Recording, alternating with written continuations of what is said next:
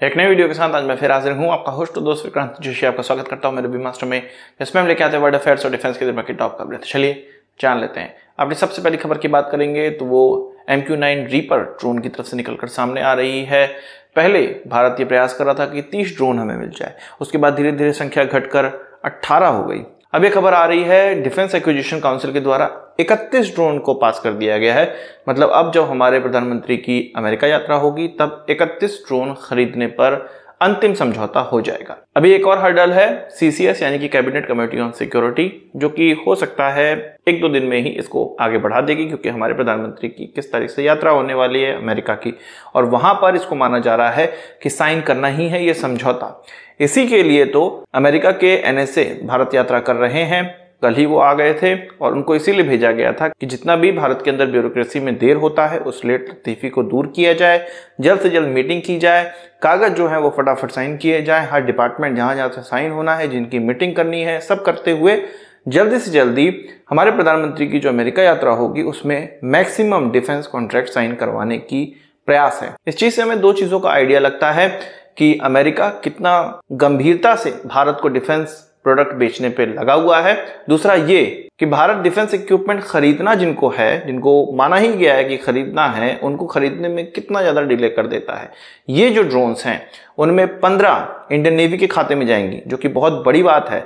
आधा ड्रोन्स मतलब आधी संख्या के ड्रोन इंडियन नेवी के खाते में जा रहे हैं। उनको सी गार्डियन ड्रोन दिए जाएंगे और ये इसलिए किया जा रहा है, सीधे सीधे क्लियर इंडिकेशन ये है कि चीन जो कि इंडियन ओशन में घुसता चला जा रहा है उस पर नजर बनाए रखने के लिए। साथ ही साथ 8 जो बचेंगे वो इंडियन आर्मी और इंडियन एयरफोर्स को मिलेंगे, जो कि स्काई गार्डियन के नाम से होंगे।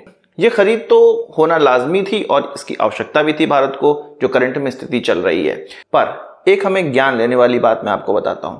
2005 में हमने हेरॉन ड्रोन इजराइल से खरीदा था, आज भी हम खरीद ही रहे हैं ड्रोन। 2009 में टर्की ने ड्रोन खरीदा था, वही सेम हीरॉन ड्रोन, जो कि 10 की संख्या में लगभग थे, और आज टर्की सबसे बड़ा ड्रोन का निर्यातक है। अब आप समझिए कि माइंडसेट में कितना बड़ा प्रॉब्लम है भारत और टर्की के। जो माइंडसेट अब आया है, मतलब हमें डिफेंस के इक्विपमेंट बेचने हैं, वो टर्की ने 20 साल पहले ही माइंडसेट बना लिया था, इसलिए अब जाके वो बेच पा रहा है। आज जो हमारा माइंडसेट है, इसके हम 15 से 20 साल बाद ही टर्की जैसा डिफेंस एक्सपोर्ट कर पाएंगे। आपका इस चीज पर क्या कहना है, क्या ख्याल है, कमेंट बॉक्स में बताइएगा। हेरॉन ड्रोन की बात ही चली है तो ये इजराइल के द्वारा बनाए जाते हैं। इजराइल के द्वारा एक इंटरसेप्टर मिसाइल बनाई गई है जो कि हाइपरसोनिक मिसाइल को भी इंटरसेप्ट कर सकता है। हाँ, उनका यही कहना है। राफेल जो वहां की एक कंपनी है, डिफेंस कंपनी है, इसके द्वारा कहा गया है स्काई सोनिक नाम से उन्होंने एक इंटरसेप्टर मिसाइल बनाई है, जिसके द्वारा हाइपरसोनिक मिसाइल को भी इंटरसेप्ट किया जा सकता है। अभी ये बनाई जा रही है, इसकी फ्लाइट नहीं हुई है और अगले साल तक ये बनकर तैयार हो जाएगी, ऐसा उनका कहना है। ये चीज तब निकल कर आई, या इजराइल ने ये चीज तब निकाली बाहर, जब फतेह मिसाइल जो कि ईरान की मिसाइल है, ईरान का ये दावा था ये हाइपरसोनिक मिसाइल है। हालांकि ये बैलिस्टिक मिसाइल है और बैलिस्टिक मिसाइल सभी अपने टारगेट पे हाइपरसोनिक स्पीड से ही गिरते हैं। खैर वो अलग बात है। ईरान इसको अपनी हाइपरसोनिक मिसाइल कह रहा था, तो इजराइल ने भी दिखा दिया कि भाई हमारे पास भी हाइपरसोनिक मिसाइल को मार गिराने की क्षमता आ चुकी है, या हम उस पर काम कर रहे हैं। राफेल के जो अधिकारी हैं उनके द्वारा ये कहा गया था कि हमें पता था कि आगे चल के जो हाइपरसोनिक मिसाइल है वो सिरदर्दी करने वाले हैं, इसलिए हम उसके इंटरसेप्शन पर काम कर रहे हैं। ये जो मिसाइल है अभी नोन समय में एकमात्र ऐसी मिसाइल है जो कि हाइपरसोनिक मिसाइल को इंटरसेप्ट कर सकती है। इस अप्रोच पर आपका क्या कहना है, कमेंट बॉक्स में बताइएगा। बात करते हैं गलवान क्लैश की। आपको पता है कि 2020 में आज ही के दिन, मतलब 15 तारीख को, 15 जून की रात में ही ये गलवान क्लैश हुआ था, जिसमें कि हमारे 20 सैनिकों को, ऑफिसर सैनिक, उनको वीर गति प्राप्त हुई थी। और चीन ने तो अपनी कैजुअलिटी बताई ही नहीं, कितने लोग मरे किसी कोई मतलब नहीं चीन के अंदर। ये चीज चीन के जो प्रेसिडेंट है उनके जन्मदिन के दिन की गई। ये बहुत पहले नहीं आंका गया था, या इस पर किसी का ध्यान नहीं गया था, या हो सकता है 1-2 लोगों का ध्यान गया भी हो।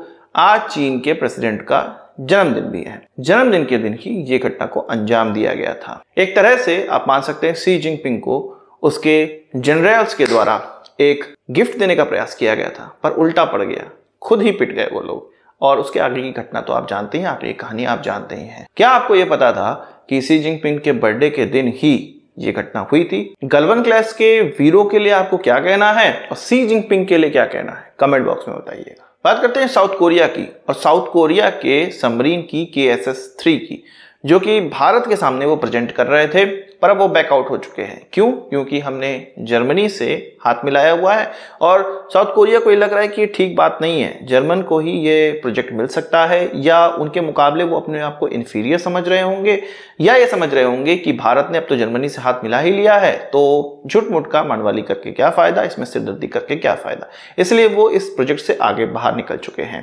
पर वो अब कनाडा की तरफ देख रहे हैं। कनाडा की नेवी के द्वारा एक फ्लोट किया गया है टेंडर, जो कि वही कन्वेंशनल सबमरीन के लिए है, और वो इस चीज को बिल्कुल ही प्राप्त कर रहे हैं। जो टेंडर की शर्तें हैं उसको पूरी तरह से पूरा कर पा रहे हैं, इसलिए अब उसकी तरफ वो देख रहे हैं। एक एग्जीबिशन में उन्होंने अपने सबमरीन को लगाया हुआ है और इस एग्जीबिशन में अपने सबमरीन को प्रस्तुत करने का उनका एकमात्र लक्ष्य यही है कि कनाडा की नेवी का कॉन्ट्रैक्ट उनको प्राप्त हो जाए। हम जानते हैं कि पहले केवल यही सबमरीन थी जो कि हमारे प्रोजेक्ट 75I में खरी उतर रही थी। अब 2 सबमरीन हैं, जो कि एक स्पेन की है और एक जर्मनी की है। जर्मनी ने हमारे माजागाओ डॉक लिमिटेड के साथ सहयोग कर लिया है और स्पेन की कंपनी नावंतिया ने LNT के साथ सहयोग कर लिया है। अब 2 सहयोग हो चुके हैं, अब इनके बीच में टेंडरिंग होगी, अपना ये बिडिंग फाइनल करेंगे और L1 चुन के उनको कॉन्ट्रैक्ट दे दिया जाएगा। साउथ कोरिया का नामो निशान भारत के प्रोजेक्ट 75I से मिट चुका है। बात करते हैं रशिया की। रशिया के द्वारा यह कहा गया है कि जो मरीन इंजन्स बनाने के लिए या उसके कंपोनेंट के लिए या इंजन्स के लिए यूक्रेन पर निर्भरता थी, चाहे वो रशिया की हो, भारत की हो, अब वो निर्भरता खत्म हो गई है और रशिया ने कहा है कि हमने खुद का अपना मरीन इंजन डेवलप कर लिया है। सैटर्न कंपनी के द्वारा इसको बनाया जा रहा है।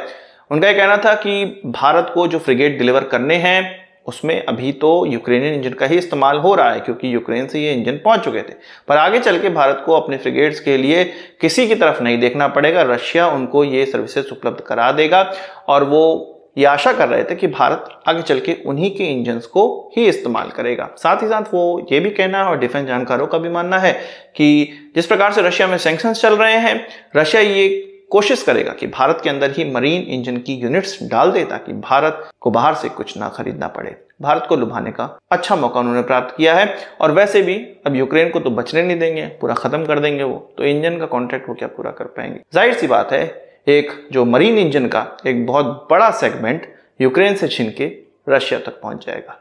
आज की इस वीडियो के लिए बस इतना ही। आशा करता हूं कि वीडियो पसंद आया होगा। आपको एक बड़ा था जरूर देखिए। इस वीडियो संबंधित सवाल सुझाव हो कमेंट बॉक्स में जरूर लाइएगा और यदि आपने हमारा चैनल सब्सक्राइब नहीं किया उसे भी कर लीजिए, क्योंकि हम इस प्रकार की वीडियो लाते रहते हैं। नमस्कार, थैंक यू, जय हिंद।